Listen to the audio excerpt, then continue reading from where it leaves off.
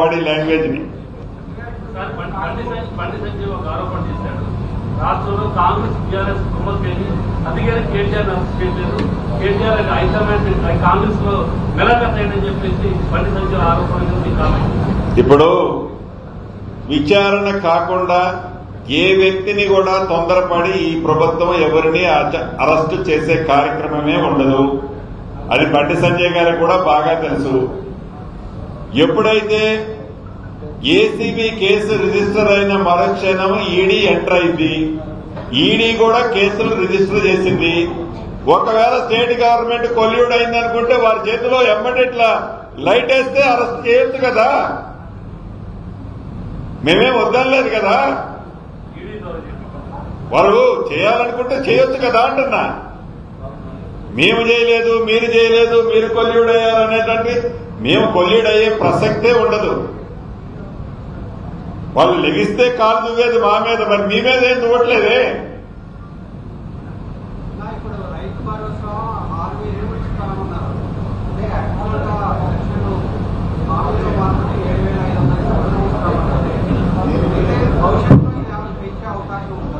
తప్పకుండా ప్రభుత్వంలో ఈ రోజు ఆర్థిక పరిస్థితి, ఆనాటి ప్రభుత్వం చేసిన ఆర్థిక అరాచకాల వల్ల ఇబ్బంది ఉన్నమాట వాస్తవం. ఇబ్బంది లేదనుకుంటే నేను ఈ ప్రభుత్వం ప్రజలకి తప్పు చేసినట్లు అవుతుంది.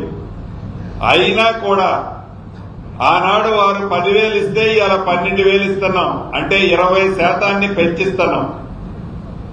వారిలాగా ఇచ్చేది దుర్వినియోగం కాకుండా సద్వినియోగం అయ్యేటట్టు ఆనాడు వారు ఇచ్చిన రైతు బంధు గాని, ఈనాడు మేము ఇచ్చే రైతు భరోసా గాని, ఎవరైతే పంట వేసే రైతన్నకి ఒక భరోసా కల్పించే కార్యక్రమంలో భాగంగా ఇస్తున్నాం. ఈ 12,000 రూపాయలు ఆర్థిక పరిస్థితి మెరుగుపడ్డ తర్వాత అన్న అంశాలలో ఏ ఒక్క అంశంలో కూడా ఈ ఇందిరమ్మ ప్రభుత్వం వెనక్కైతే పోదు.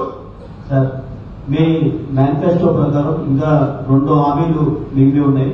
వాటి మీద జనవరి 26వ తేదీకి సంబంధించి స్పష్టత లేదు. ముఖ్యంగా మహిళలకు సంబంధించిన 4,500 రూపాయలు, అలాగే విద్యార్థులకు సంబంధించి మోటార్ బైక్, అలాగే తులం బంగారం సంబంధించి మీ ఎన్నికల హామీ, మీ కాంగ్రెస్ పార్టీ ఇచ్చిన హామీకి సంబంధించి స్పష్టత ఈ జనవరి 26వ తేదీకి వచ్చే అవకాశం ఉందా? ఈ 26వ తారీఖు అయితే రాదు, కానీ విడతల వారీగా ప్రతి కార్యక్రమాన్ని, చెప్పిన ప్రతి మాటని ఇందిరమ్మ ప్రభుత్వంలో కట్టుబడి చేసేది ముమ్మాటికి నిజం. అది కొద్దిగా ఆర్థికంగా రాష్ట్రంలో వడదొడుగులున్న కారణంగా, ఇబ్బందులున్న కారణంగా డిలే అవుతున్న మాట నిజం. అది రాష్ట్ర ప్రజలకి మనస్ఫూర్తిగా ఇందిరమ్మ ప్రభుత్వ పక్షాన నేను వివరించుకుంటున్నాను, తెలియజేసుకుంటున్నాను. భవిష్యత్తులో రాష్ట్ర ఆర్థిక పరిస్థితి ఇంప్రూవ్ కావడంతోనే చెప్పిన ప్రతి కార్యక్రమాన్ని తూచా తప్పకుండా ఈ ప్రభుత్వం ఇచ్చి తీరుతుంది.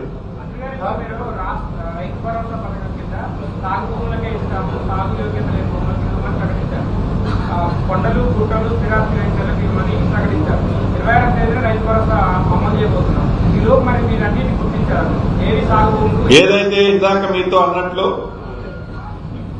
ఈ 15వ తారీఖు లోపు ప్రతి ఉమ్మడి జిల్లా ఇన్ఛార్జి మంత్రి గారు ఎవరైతే ఉన్నారో, ఇన్ఛార్జి మంత్రి గారు ఆ పాత జిల్లాకు సంబంధించిన ప్రజాప్రతినిధులతో, కలెక్టర్లతో, ఉన్నతాధికారులతో సమావేశం చేయడం జరుగుతుంది.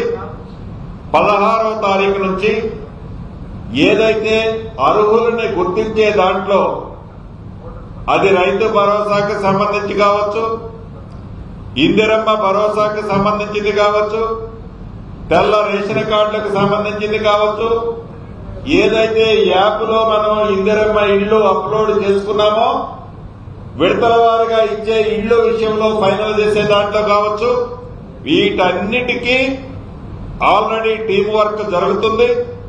రేపు సాయంత్రం నేను వరంగల్ ఇన్ఛార్జి మంత్రిగా రేపు సాయంత్రం 3 గంటలకు వరంగల్ జిల్లాకు సంబంధించిన మీటింగ్ పెట్టుకుంటున్నాను. ఎల్లుండి ఉదయం 10 గంటలకి ఖమ్మం జిల్లా మీటింగ్ కోమటిరెడ్డి వెంకటరెడ్డి గారి సమక్షంలో జరగబోతుంది.